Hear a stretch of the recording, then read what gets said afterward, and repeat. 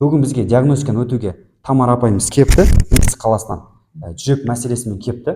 Қанша жерге барған екен? Енді өзіңіз айтып беріңіз. Мен бірнеше жылдан бері жүрегім ауырайды, бірден тахикардия болып кете береді. Осы сіздердің биоанализаторыңызды Инстаграмнан көрдім де, сіздермен хабарласып, осы жерге көрінуге қазір келіп отырмын.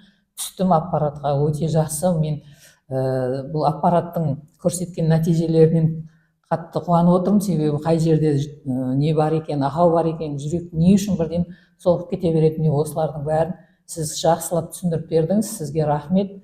Осы аппаратқа келіңіздер, түсіп көріңіздер, жақсы диагноз қояды. Бірнеше жерге барып диагноз қойдырғаннан осы бір жерден диагноз алып кеткен жақсы болады екен. Рахмет сіздерге, жұмыстарыңыз өрге баса берсін. Машалла, рахмет. Енді қараңыздар, бұл кісіде қандай жағдай болды? Жүрек қатты соғып кете берді екен. Диагностиканы өткізу барысында бұл кісінің өкпесімен қатты мәселе бар екен.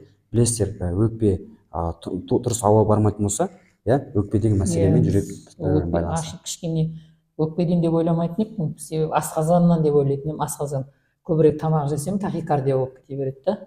Сол түсініксіз еді. Сол қазір сіз жақсылап түсіндіріп бердіңіз. Рахмет.